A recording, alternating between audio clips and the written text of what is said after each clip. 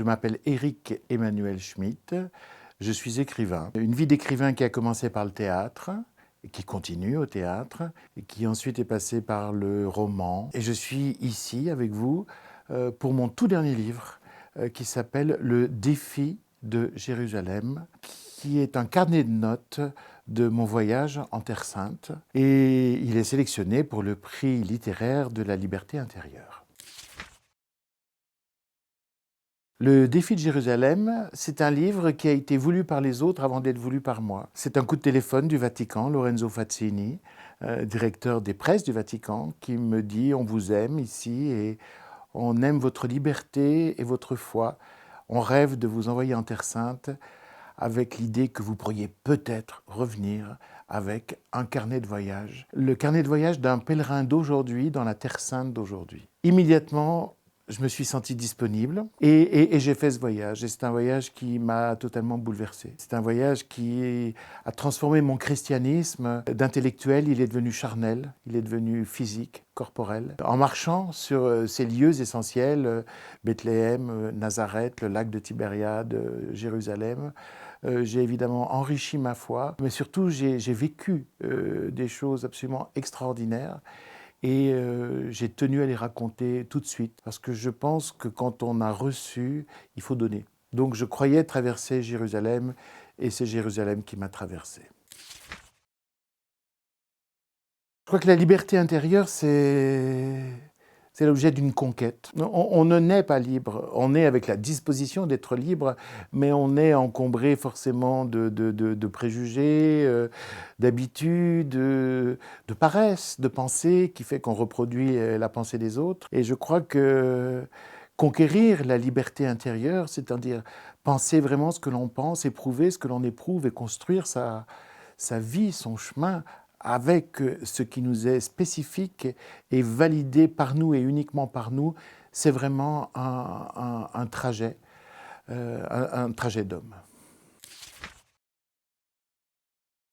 Pour moi, la littérature, c'est un espace de liberté incroyable, où je peux changer d'âge, changer de sexe, changer de continent, changer d'époque. Je peux devenir les autres en tout temps, en tout lieu. C'est un lieu véritablement où on peut se mouvoir dans l'humain et rencontrer les autres humains. C'est le lieu de l'altérité. Alors cette liberté qu'offre la littérature de devenir l'autre, de devenir les autres, et finalement de se comprendre soi en faisant l'épreuve des autres, c'est pour moi essentiel. Je crois qu'un lieu où je me sentirais profondément libre n'est pas un lieu que je recherche. Je préfère un lieu où je me sens profondément heureux. Et pour moi, me sentir profondément heureux, c'est me sentir profondément relié, attaché à la terre et aux autres. Comme ça, l'image qui me vient, c'est un des tilleuls que j'ai dans mon jardin, où je passe des heures, en ayant l'impression intense et aiguë d'être au monde, totalement présent au monde, au ciel, à la terre, aux arbres, aux êtres. Non, pour moi, il n'y a pas de lieu de liberté. La liberté, c'est le mouvement. Pour moi, il y a une grande figure de la liberté, c'est Charles de Foucault, parce que c'est un homme qui a fait un trajet absolument incroyable. Aristocrate, mondain, officier, riche, indifférent, fêtard. Tout d'un coup, cet homme-là va être traversé par une révélation et tout va changer dans sa vie.